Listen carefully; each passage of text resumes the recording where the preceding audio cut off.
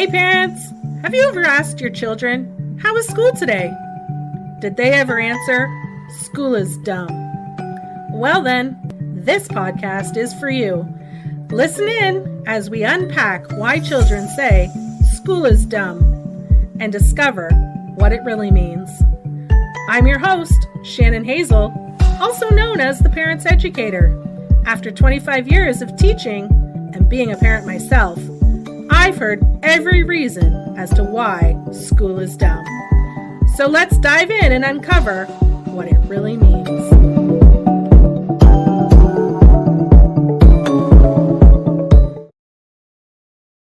Hi there, welcome back to the podcast. Today we're talking about visual impairments and their effect on student learning. This is definitely a topic that I would say educators as a whole are less familiar with, as vision impairments tend to be less frequent than other learning-related barriers. I know that in 25 years of being a teacher, I only had one student over that time span that was blind. And other than having students that needed to wear glasses or sit near the front of the classroom, that sort of thing, that's really the extent of my hands-on knowledge or experience in this area. So I'm excited to learn more today about other vision-related issues that may be impacting kids in our classrooms beyond the needing to wear glasses. My guest today is a teacher of the visually impaired, and she works both in the elementary and secondary school settings. And she's here today to share her knowledge and experiences around some of the lesser-known vision issues that may be impacting our students, and I know she has some great strategies for us as well. So please welcome to the podcast today, Gillian Fusco.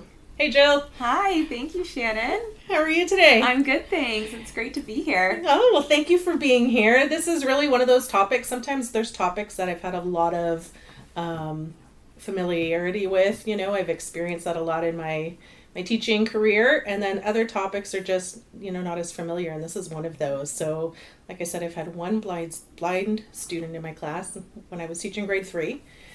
And other than that, I know there's lots of other ways vision can impact learning, but I'm not all too familiar with them. So I'm excited to do some learning with you today. I'm excited to share what I know, and I've been really looking for an outlet to share some information because, like you said, it's not widely known, and I just want to get this info out there. Exactly. I think it's a great topic to focus on because of that, right? Hopefully some educators might listen in too and think, and have some new ideas for the classroom. Hopefully, yeah. That would be great. So why don't we start at the beginning and just talk to me a little bit about what is considered visually impaired.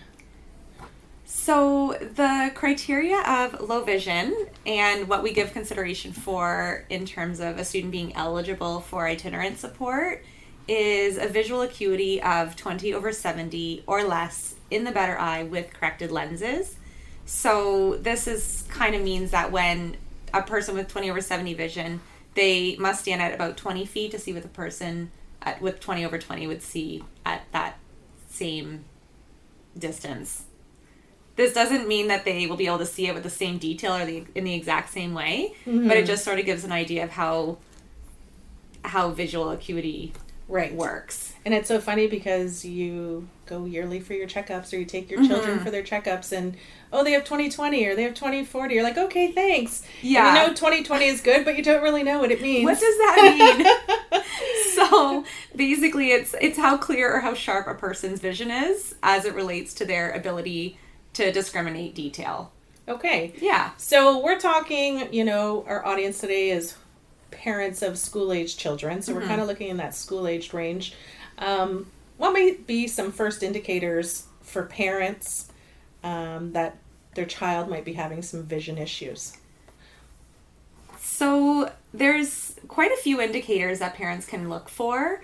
One of the indicators was brought to my attention today by a colleague of mine, and that is when a child sits very, very close to the television. Yeah. So that was one that I hadn't even considered, but I was so grateful that she shared that with me. Another one that to me is a lot more obvious is lighting. So watch your child's eyes in the light, in the sun, in the bright lights indoors. Are they squinting? Sometimes a soft light or a different color light might help to alleviate that eye strain that the light might be putting on them. Another one is fatigue. At the end of the school day especially is so challenging for students with vision impairments, and that's something that I'm really hoping that can gain a little bit more of an understanding and a level of really empathy towards this, because it's such a real just thing. General fatigue or fatigue with vision? It would be eye fatigue, but then it really translates to maybe like a little bit more frustration, or it could cause headaches. There's many different factors in it, but it ultimately comes from just really focusing and trying so hard all day to do your best and to learn your best. And that's why it's so important to incorporate different strategies for children with vision impairments in the classroom to help alleviate some of that eye strain. Okay, so are those the two big ones? I would say those are some big ones. I have a couple more. Yeah, keep going for sure. A couple more ideas. So in my experience, emotions. So I know for myself personally, if I'm not wearing my glasses and somebody tries to show me something on their phone or a piece of paper, I want to yell at them. Like, and not even at them, just in general. Like, I am so angry, like, instantly, that I can't see what they're trying to tell me. So I can only imagine how, like, and I know my vision. I was going to say, you need glasses and have vision issues. So imagine a child who doesn't have the vocabulary to say, I can't see this, or feels embarrassed, or doesn't want to share that. And I think that's something that's super important. And then that just builds over time.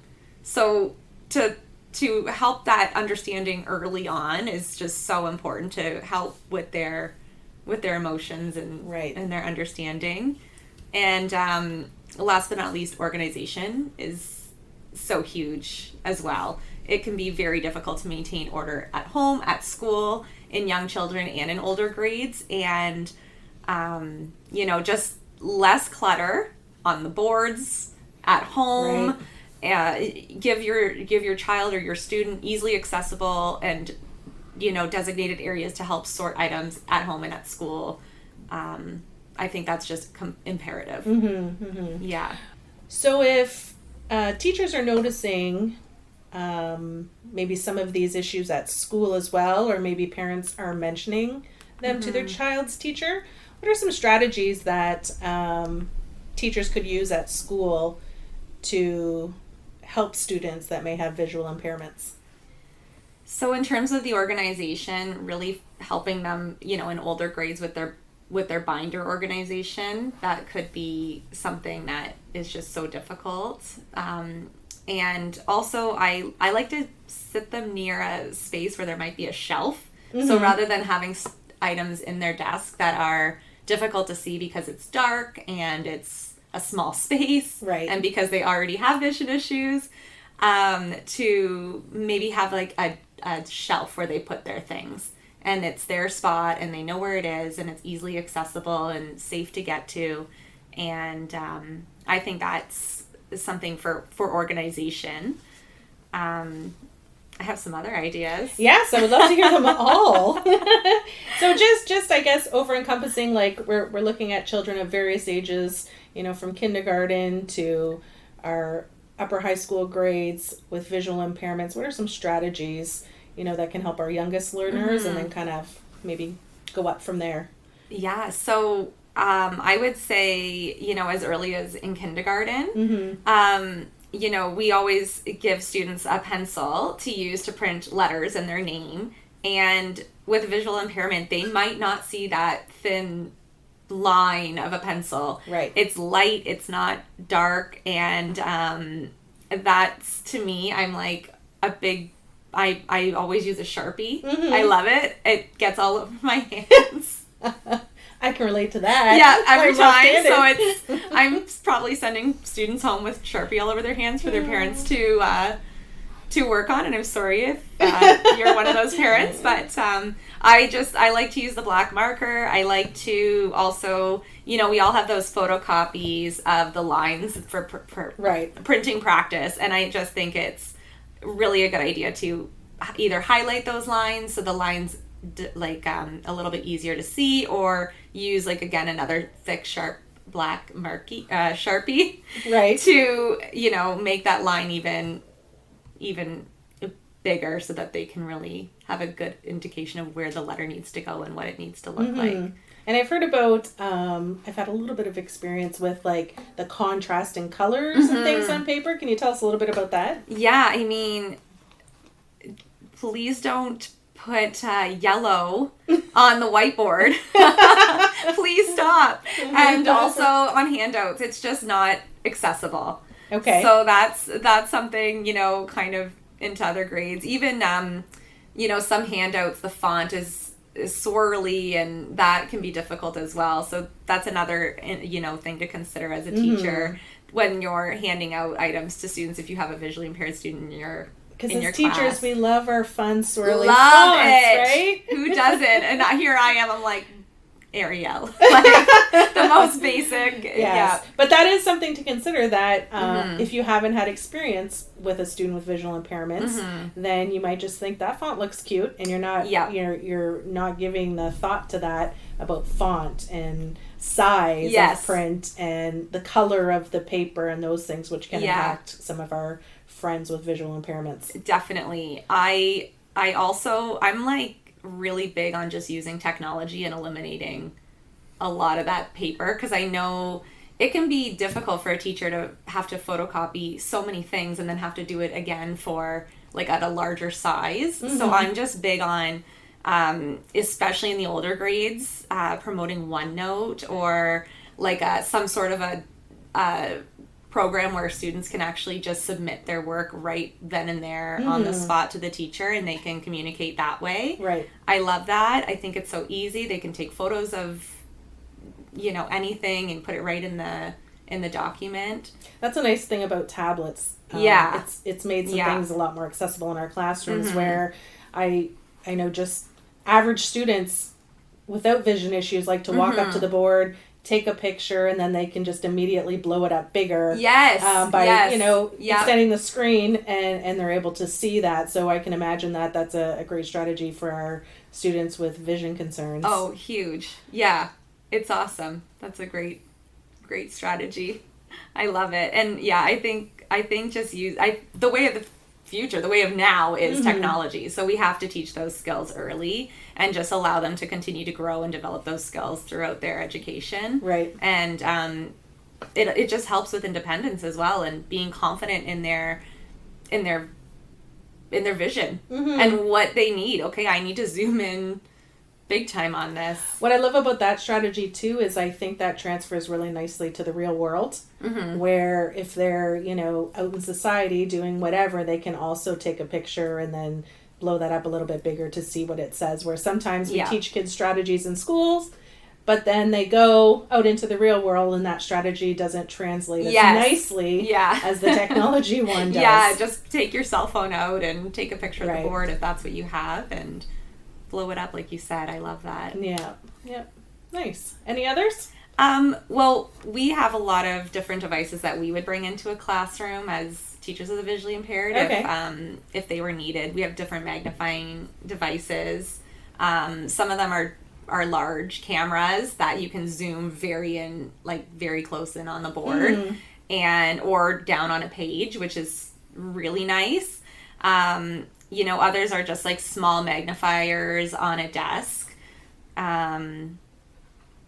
What else can I think of here? I know that while you're thinking, all of our textbooks and things like that are produced by publishers and are used in schools, you can often get those in the large print as well. Yes. Which can be nice depending on the grades and the information and the text. Yeah. Large font books, also digital copies. So you can get the textbook in a digital format for that iPad or tablet that they can access. And now with the technology too, you can even just listen to them. Yes. Right? So it's another avenue to use a the audiobooks as well. Yeah. Yeah. Oh, nice. Okay, so I think we've given, you know, our listeners some great strategies here. So now the all-important question, how do we know if our strategies are working? It's a great question.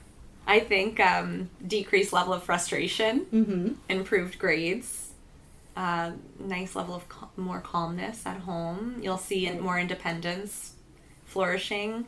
I think especially with that organization piece, like when you can see your child or the student in your room actually, honor that system and use it because it's working for them is like a really beautiful thing. Yes, and I would say just your child's happiness level. Yes. Right? Usually when kids are getting what they want, they just seem a lot happier. They have a spring in their step. They're just, like you said, feeling more confident about who they are. Yeah. I think another important piece is always the teaching kids to advocate for what they need. Yes. There really is that sense of sometimes shyness or maybe embarrassment about needing something that other kids don't need or they perceive other kids don't need, and just really empowering them to advocate and say, well, this is what I need in order to do my best or in order to do whatever the task is at hand is a great life skill. Absolutely. And when I go into the schools, I love to first observe, and then I like to build that trust with the students so that I can actually ask them questions like, can you see this? Right. And what can you see? How can you see it? And then I start to really get an understanding for their vision. And those questions I do think in turn help them understand like, oh, I might be seeing this differently. They may not have known that, Right. And I think there's that always moment of relief for kids when they realize, they're not bad or they're not doing something wrong or they're not just completing their work, that there's a valid, actual reason that they're experiencing this. And then you kind of see that anxiety level and that frustration level just come down, knowing that it's not them. Yeah. It's something about their vision or whatever, the case may be that just alleviates that for them. Yeah, and telling them I'm here because I want to give you the tools you need to be successful in school with your vision and what that looks like. And I think that that's really it's really cool when you like see that relief. That's my favorite I think moment working with kids with any sort of deficit is that realization that a lot of times it's internalized as I'm bad or I did something wrong right, and when you can really peel that back and help them understand that that's not what this is at all, and that you are a great kid with vision impairments or whatever their issue may be, then it's a game changer. Yeah, and it's physical. It's like, this is a fact. This is what your vision is on paper. Now let's find out what it is, what your functional vision is in the classroom, and how you can just be the best version of yourself in school. Yeah. Yeah, and at home. Exactly. So if there's parents listening today and they're thinking that maybe some of this might sound like their child at home or some things their child might need in school, what would their next steps be? What would you recommend? The first thing that parents should do is go to see an optometrist, share their concerns, their experience, and have their child examined to obtain the most up-to-date acuities. And then ask the doctor, don't be afraid to ask the doctor to explain what these results mean for their child at a school level.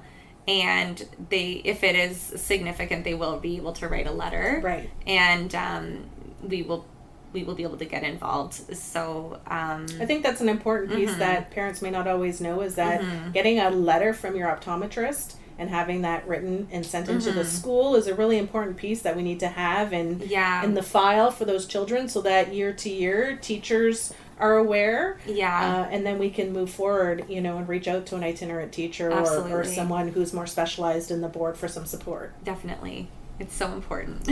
Yes. Okay. And then beyond the optometrist, any other recommendations? I would say just have fun with your child. The CNIB offers programs to borrow equipment from them, like tandem bikes. Blind hockey is also coming back to Canada this year. And there's several different dates available, so look into that if in your community. And just really promote that education, early literacy learning. Everything is so important. Everything you do has a purpose, and I think another important one might be, reaching out to your child's teacher and saying, hey, this is what I'm thinking, this is where we're at. Absolutely. What do you notice, or can we try some of these strategies if you have some recommendations from an optometrist? Absolutely. That's always another good place to start, I think. Yeah, thanks. All right. Well, Jill, thank you so much for being here today. It was awesome to have you on the podcast. Thanks, Shannon. Come back anytime. Thank you. I'm love sure to there's come back. more things I have we a can lot talk more about. to say. And to those listening, thank you for joining us. We'll see you next time. If you're a parent looking for more tools, strategies, or resources to support your child's learning, please visit my website, theparentseducator.com, or follow me at The Parents Educator on all social media platforms. Thanks for listening to the podcast, School is Dumb. More episodes can be found on your favorite streaming platform. Thanks for tuning in. Till next time.